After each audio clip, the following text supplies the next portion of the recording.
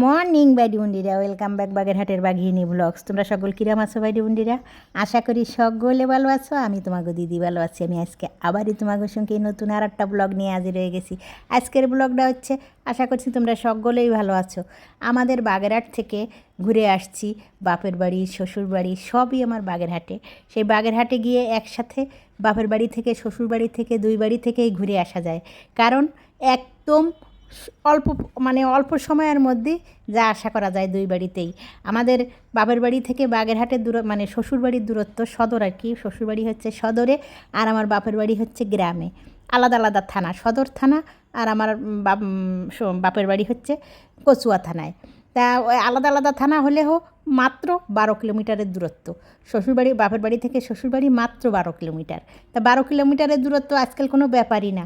সে একটা ইজি বাইকে উঠেও অল্প সময়ের মধ্যেই, আধা ঘন্টা সময়ের মধ্যেই চলে যাওয়া যায়, বা যে কোনো কিছু বাসে বা কোনো কিছুতেই চলে যাওয়া যায়, মুহূর্তের মধ্যেই, সময় লাগে না। আজকালকার সব জায়গায় রাস্তা ভালো হয়ে গেছে, যানবাহন ভালো হয়ে গেছে, ওই জন্যই অল্প সময়ের মধ্যেই যা আশা করা যায়। এটা হচ্ছে আমার বাপের বাড়ি। বাপের বাড়িতে এসে ঘোরাঘুরি করে একটু বেড়ায় নিয়ে তারপরে শ্বশুরবাড়িতে চলে যাব।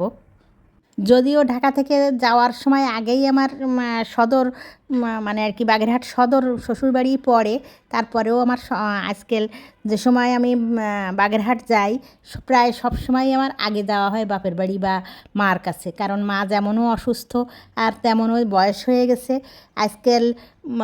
আজকাল না, সব সময়ই মা বাবা যখন অসুস্থ থাকে, বিবাহিত মেয়েরা যখন শ্বশুরবাড়ি থাকে বা বাইরে দূরে দূরে থাকে কোনো জায়গায়, মূল তাগো মনে বাইরে বেরোয়েই উদ্দেশ্য থাকে হচ্ছে আগে মার সাথে বা বাবার সাথে দেখা করব, আগে তাদের সাথে দেখা করব, তারপরে হচ্ছে অন্য সব দিক ঘোরাফেরা বা বেড়ানো বা অন্য সব কিছু। মনটা উতলা থাকে এবং ব্যস্ত হয়ে পড়ে তাদের কাছে যাওয়ার জন্যে।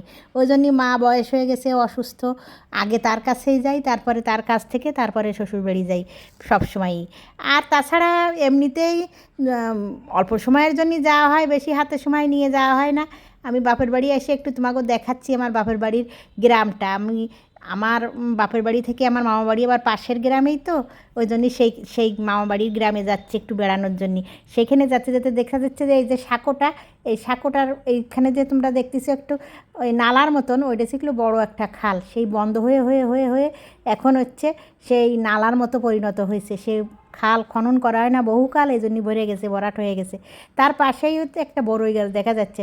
তা ছোটোবেলায় যখন মামাবাড়ি যেতাম, মনে পড়তেছে সেই কথা, যাওয়ার সাথে সাথে সেই ছোটোবেলায় যখন মামাবাড়ি যা আশা করছি, কোনো জায়গায় চালতা গাছ, কোনো জায়গায় তেঁতুল গাছ, এরকম মাঠে ঘাটে রাস্তার পাশে যদি পড়েছে, তা পেড়ে একটু খেয়ে নিয়ে একটু কোরসে করে নিয়ে যেয়ে তারপরে আর একটু করে বাড়ি গিয়ে খাইছি। এরকম ছোটোবেলায় অনেক কিছু, অনেক স্মৃতি আছে। সেই স্মৃতিগুলো মনে পড়তে পড়তে ভাবলাম একটু যাই দেখি টক বড়ই পাকলো কি না বা কেমন হয়েছে, একটু পাড়ে খেয়ে আসি। তাই জন্যই বড়ই গাছের কাছে চলে আসছি।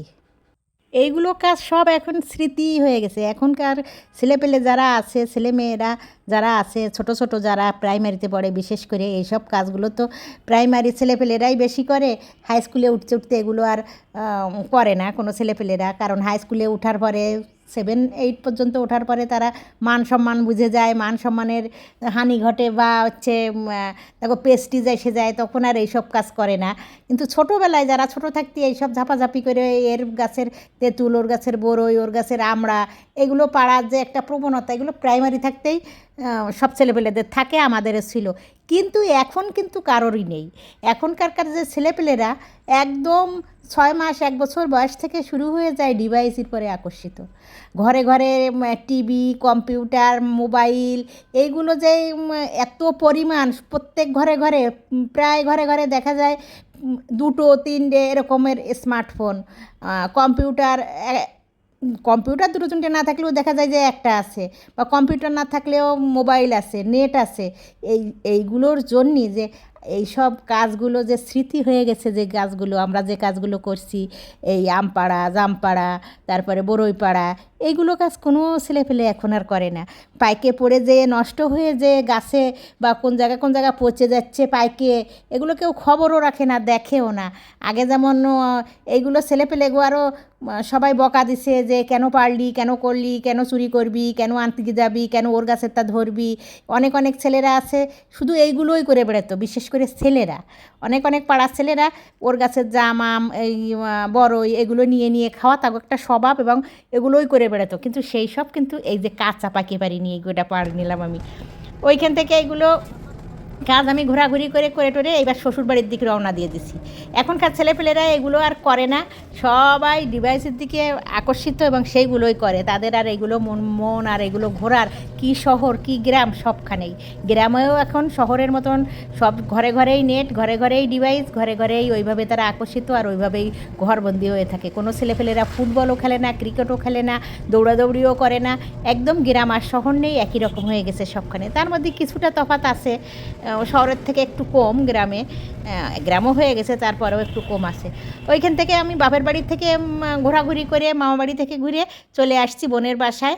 মা বোন এরা এগে নিয়ে বাসায় চলে আসছে, সেখান থেকে আমি শ্বশুরবাড়ি চলে আসছি।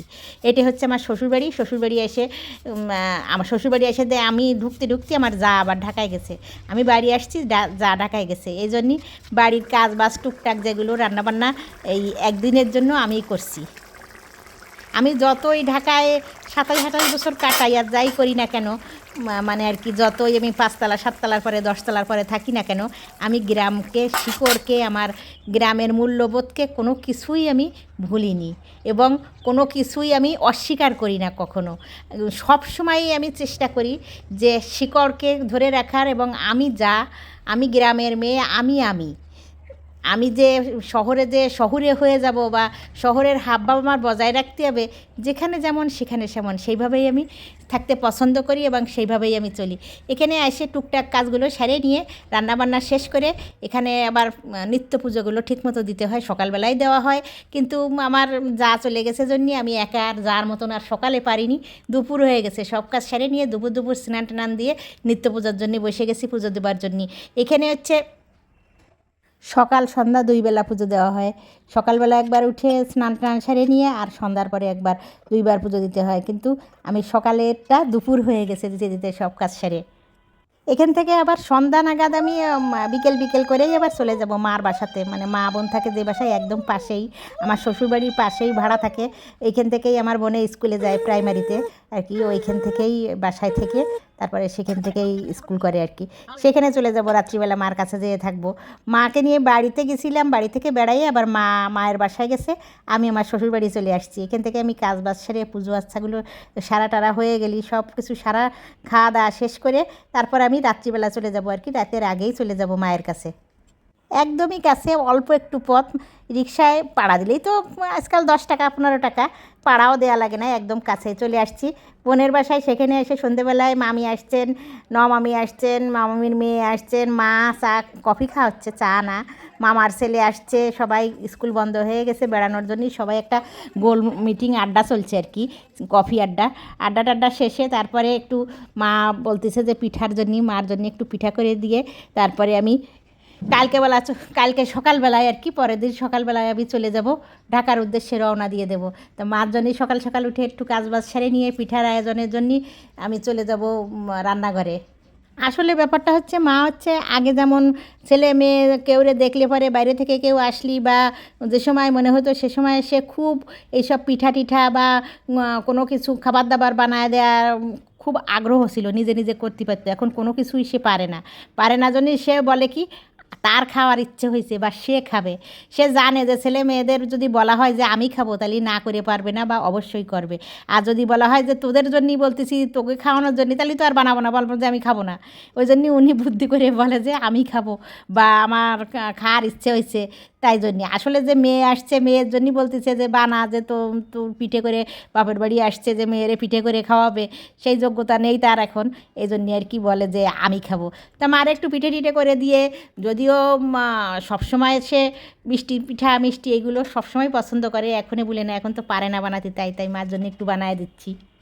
আর তাছাড়া তোমরা খেয়াল করে দেখবে একটা জিনিস, যাদের বয়স হয়ে যায়, মানে আর কি বিশেষ করে 60 ঊর্ধ্ব 70 ঊর্ধ্ব এইসব বয়সী মহিলা হোক আর পুরুষ হোক, তাদের কিন্তু বিশেষ করে পিঠা পায়েস তারপরে মিষ্টি এই ধরনের জিনিস বেশি পছন্দ হয়। কেন সেটা জানি না, তবে বয়স্ক মানুষদের আমি খেয়াল করে দেখছি পিঠা পায়েস মিষ্টি মিষ্টান্ন তারপরে হচ্ছে মানে ঝাল ধরনের ফুডির থেকে এইসব খাবারই তারা বেশি পছন্দ করে। আমি ওইখান থেকে বেড়ানো চেড়ানো কাজকর্ম সব কিছু সেরে বিদায় নিয়ে রওনা দিয়ে দিয়েছি ঢাকার উদ্দেশ্যে।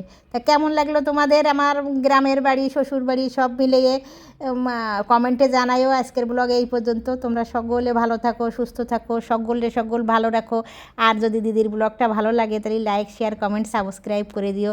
আবার দেখা হবে তোমাদের সাথে আমার পরবর্তী ব্লগে, পরবর্তী কোনো ব্লগ অন্য কোনো গল্প নিয়ে। সবার জন্য শুভকামনা।